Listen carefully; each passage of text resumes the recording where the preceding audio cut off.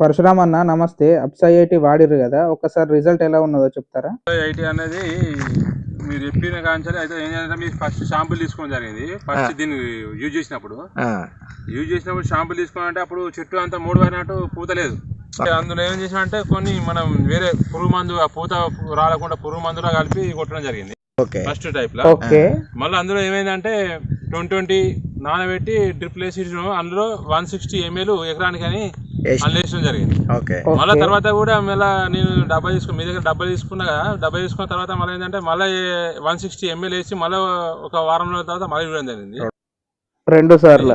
మీదికెళ్ళి కూడా మళ్ళీ ఈ వైరస్ రాకుండా ఏదైతే మనం టాప్ గన్ కానీ అందులో కూడా వేయడం జరిగింది. ఎందుకు 5 ml వేసి కొట్టిన పూత మస్తు ఆగింది, కాయ కూడా మంచిగా పడ్డది. పూత మంచిగా ఆగింది, కాత మంచిగా వచ్చింది. ఇప్పుడు ఇది 3వ ఖాత కానీ కాయ మస్తు పడ్డది. ఖాత అయితే బాగా వచ్చింది, ఖాత ఉన్నది. ఇంకా పూత కూడా మళ్ళీ రన్నింగ్ పూత కూడా మళ్ళీ రన్నింగ్ పూత కూడా ఉన్నది. అంతకుముందు ఏంటంటే కాయ ఉన్నప్పుడు ఈ పూత అంతా రాలిపోయి అంత ఇట్లా ఏదో ఉండే, కాయ ఉన్నప్పుడు ఉండపోతుండే. కాయ ఉంటే పూత రాలిపోయేదా? పూత రాలిపోయేది అంత వేరే ఉండే. కాత ఉండగా కూడా పూత ఆగింది. కాత ఉండగా పూత ఉన్నది, ఇంకా పిందెలు కూడా ఉన్నాయి. ఇప్పుడు ఇవి చూడండి, ఇవన్నీ పిందలే.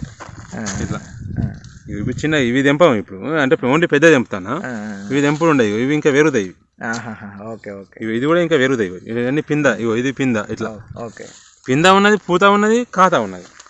అప్సా ఐఐటీ అనేది 100% ఈ టైంలో అయితే మనకు బాగా సపోర్ట్ అయింది. సపోర్ట్ అంటే మంచి, ఇక నాకు మీరు కలిసింది మంచి లక్ అయిపోయింది అనుకోవాలి. థ్యాంక్ యూ పరశురామ్ అన్న.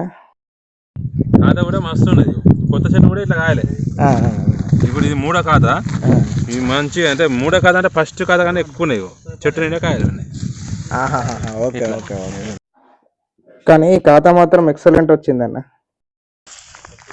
ఫుల్ ఖాతా ఉన్నాయి. కానీ ఇక అదే అప్సా ఐఐటీ నువ్వు వచ్చినావు, దానికి వేరే అయిపోయింది ఖాత. సంతోషం అన్న, సంతోషం. ఓకే అన్న. అప్సా ఐఐటీ అందరు రైతులు వాడుకోవచ్చు అంటారు.